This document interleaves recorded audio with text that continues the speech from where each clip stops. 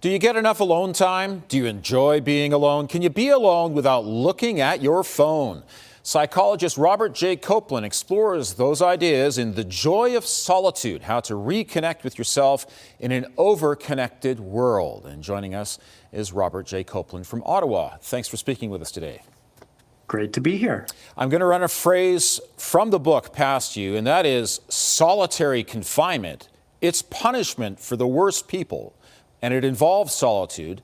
How can we learn to appreciate solitude as a very positive thing? Yeah, solitary confinement is one of the worst ways that we can experience solitude because it's definitely unwanted and it also deprives us of any kind of stimulus or being completely cut off from the world. But it is a good example of solitude being kind of manifested as a punishment. You can also think about a timeout for an unruly toddler. But of course, we can also experience solitude as a gift, as a reward, particularly when we choose to go there, when we choose to spend time in solitude, when we take some me time. It has a lot of good things to offer us. Now, a lot of your research revolves around introverts and extroverts. Can extroverts truly enjoy solitude? Yeah, we all need social connection. Everybody. But I would also argue that we all need solitude, even extroverts. Extroverts tend to try to avoid spending time alone. And when they are alone, they try to what I would call social wash their solitude. They go on their phone, they scroll social media, maybe they text, maybe they even FaceTime. But I would say that by doing this, by depriving themselves of some actual true solitude, they are missing out on some of these good things that I was saying that solitude can offer us. Mm-hmm. There's a really interesting study that's depicted in your book. It involves university students who are asked to sit alone for 15 minutes. Pretty simple task. A lot of them just absolutely couldn't stand it. Yeah, this is a very often described study. It's U.S. university students who were indeed asked to sit alone in a room and do nothing, just sit alone with their thoughts. Not surprisingly, most of them didn't enjoy this experience very much, but perhaps surprisingly, more than half of them decided that they would rather spend their time self-administering a painful electric shock than sit there and do nothing for 15 minutes. So, I mean, true enough, this is, a good example that we can use about how people generally don't like spending time alone. But this is a very special kind of solitude, sitting alone with our thoughts.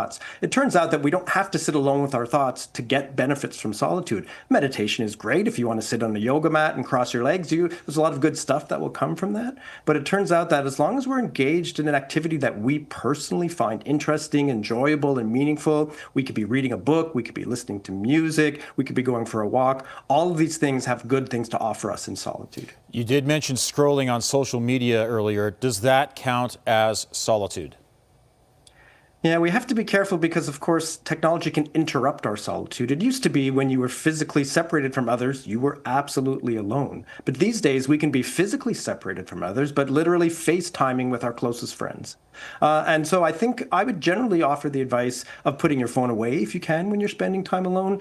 Being in solitude helps relax us. It gets us away from the social stresses. It helps us recharge our batteries. It takes the edge off of negative emotions. It's a little bit more difficult to do that way, to feel like we're separated from those social stresses if our phone is beeping every few minutes, if we are engaged in a face-to-face conversation with someone. But having said that, the broader advice would be to, if you are alone, use your phone for good and not for evil. There are great apps on your phone that people might want to use when they're alone, to listen to music, to read, maybe even to do some guided meditation. But at least turn off your notifications so you're not getting interrupted all the time. Mm-hmm. Recently, the city of Calgary inaugurated its first forest bathing trail where people can go for a walk by themselves and enjoy their thoughts. So what do you think of this concept? I think this is a wonderful combination of being alone and also being in nature, two settings that can be really helpful for our well-being. When we're in nature, our breath slows down, our heart rate slows down. We get a chance to, feel relaxed because we get a break from the constant input that the city has to offer us. That's the same thing that solitude offers, is a chance to catch your breath, reset, restore, and nature is probably the perfect place to do it for a lot of people. Since the COVID-19 pandemic, a lot of companies have gone to the work from home situation, or sometimes a work from home hybrid situation, where people, they're kind of isolated working at home. Do you think that's necessarily a good thing? Yeah, I think there's potential costs and, disadvantages to this. In the one on the one hand, solitude is a great place for getting stuff done. We can concentrate, we can focus on our goals, and we can certainly accomplish things in a productive way when we are not interrupted by being around others. At the same time, being around others can help us be creative, bounce ideas, and of course, we get the social benefits of being around. I just want to emphasize that we all need both, right? And it's really up to individuals to find their own personal, just right balance between solitude and socializing. It's kind of like Goldilocks, right? Sometimes the porridge is too hot. Sometimes it's too cold, but it's just right for you. And we all have our own personal, just right balance between interacting with others and being alone. That's why I'm always a little bit kind of wary when people are making, pronunciations. We all need 6 hours of solitude a day and 10 hours of social interaction. That might be true for an individual, but it's definitely not true for everyone. And it should be okay for all of us to find that own personal, just right balance. A lot of your early research dealt with kids in kindergarten and preschool and daycare situations. And there were the kids who love to play with others, other kids who love to play alone, other kids who wanted to play with others but maybe were just a little bit awkward at first. You must wonder what has happened to those kids now that they're all grown up.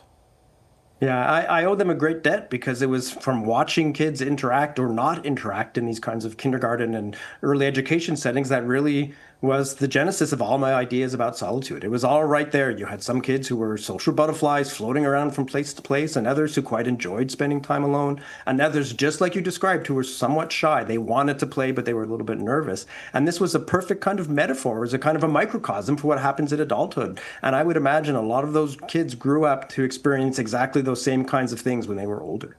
Does introversion get a bad rap?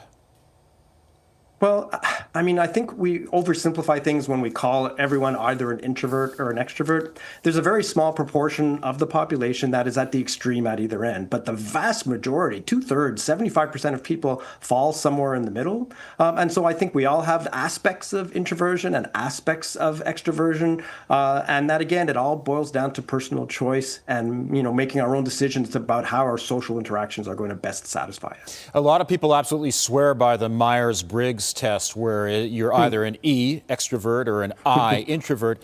I take it you see it in a much more nuanced way.